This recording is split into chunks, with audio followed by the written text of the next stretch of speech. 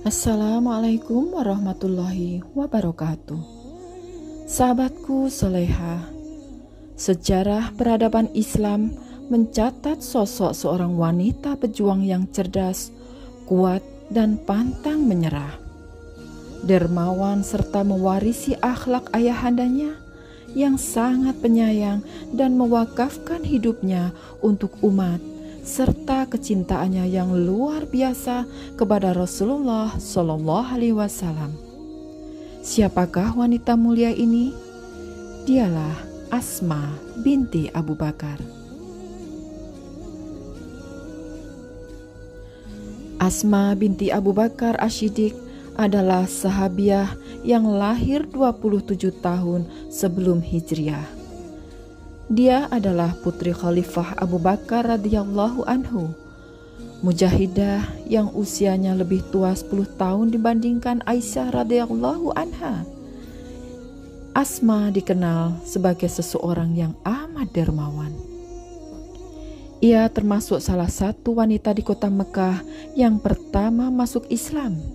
Setelah 17 sahabat mengucap 2 kalimat syahadah, Asma pun kemudian membaiat Rasulullah Shallallahu Alaihi Wasallam.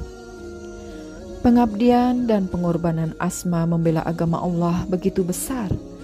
Tidaklah heran jika ia digelari sebagai Dzatun Nitaqain, yang artinya wanita yang memiliki 2 selendang atau 2 kain.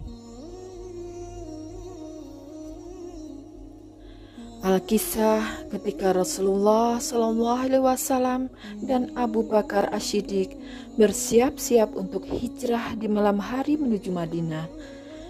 Dengan penuh kecintaan terhadap Islam dan Rasulnya, ia pun menyobek selendangnya menjadi 2 helai.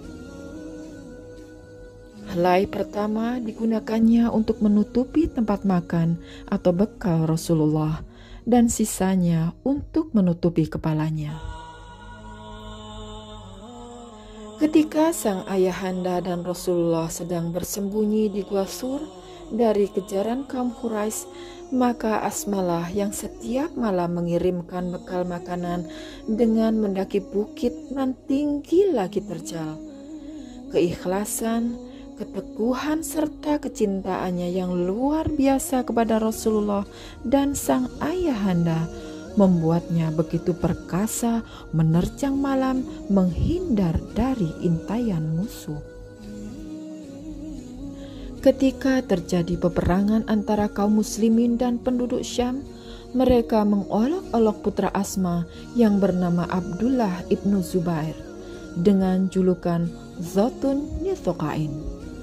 Seusai pertempuran, Abdullah pun menanyakan julukan itu kepada sang ibunda.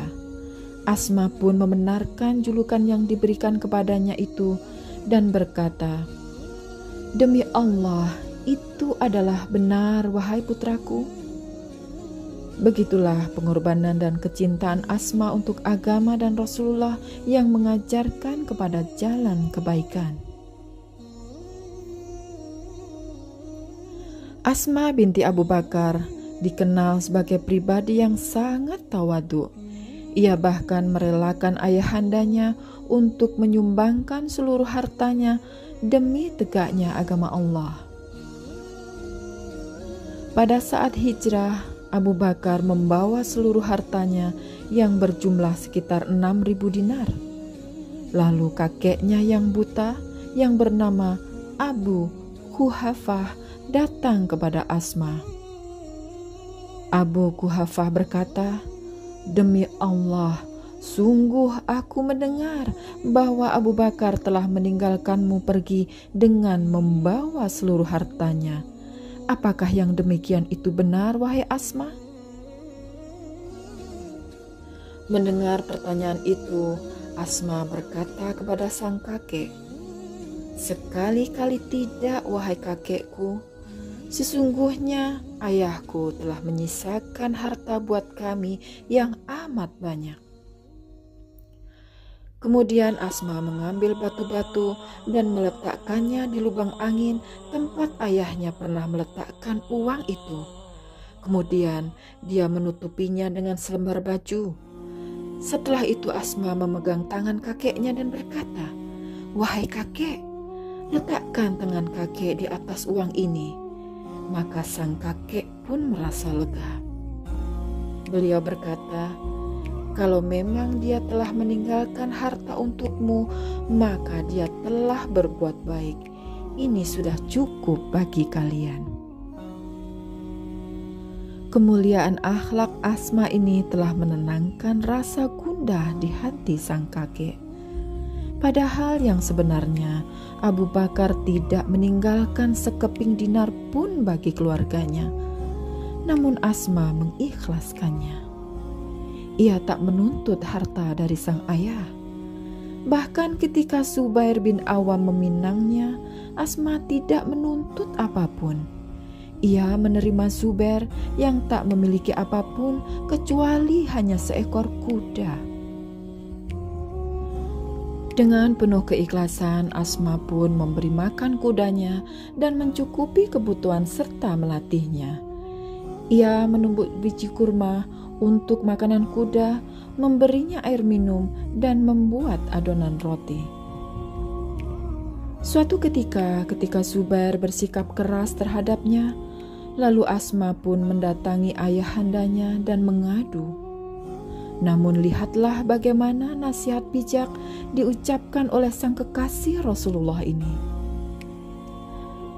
Abu Bakar As-Siddiq berkata kepada sang putri, "Wahai anakku, bersabarlah. Sesungguhnya apabila seorang istri bersuami seseorang yang soleh, kemudian suaminya meninggal dunia, sedangkan istrinya tidak menikah lagi, maka keduanya akan berkumpul di dalam surga." Asma pun sempat datang kepada Rasulullah lalu bertanya, "Wahai Rasulullah, tak ada sesuatu yang berharga di rumah saya kecuali kuda yang dibawa Zubair. Bolehkah saya memberikan sebagian pendapatan saya kepadanya?"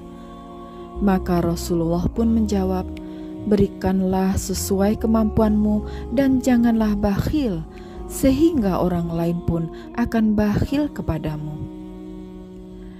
Kedermawanan Asma pun diakui oleh para sahabat. Dari Abdullah bin Zubair berkata, "Tidaklah kulihat dua orang wanita yang lebih dermawan daripada Aisyah dan Asma." Kedermawanan mereka berbeda. Bila Aisyah suka mengumpulkan sesuatu yang telah banyak lalu dibagikan, sedangkan Asma tidak menyimpan sesuatu untuk besoknya. Ia adalah seorang wanita yang dermawan dan pemurah.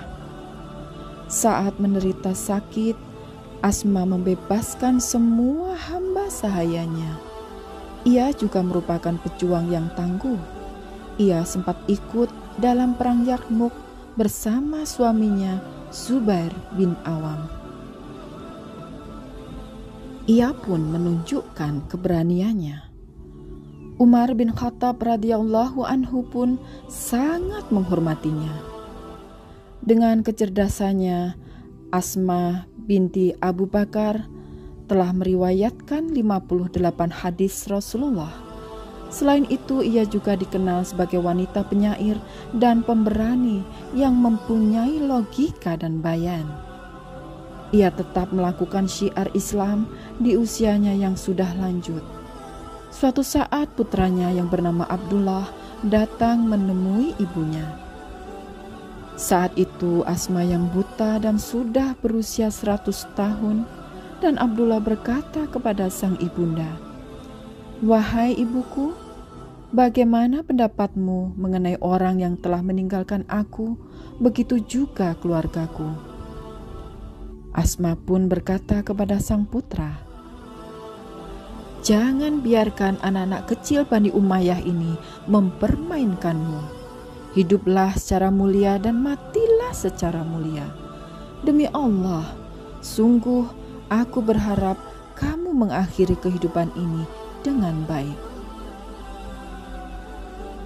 Demikianlah sahabatku soleha, kisah hikmah dari seorang wanita mulia yang mengajarkan kita tentang makna pengabdian, tentang pengorbanan, tentang tawadhu, tentang qanaah, tentang rasa syukur di segala keadaan. Cintanya yang demikian besar kepada Allah dan Rasul-Nya telah mengantarkannya sebagai salah satu sosok mulia yang menjadi teladan bagi setiap muslimah di bumi Allah ini. Semoga kisah ini menjadi motivasi dan inspirasi bagi kita semua. Wassalamualaikum warahmatullahi wabarakatuh.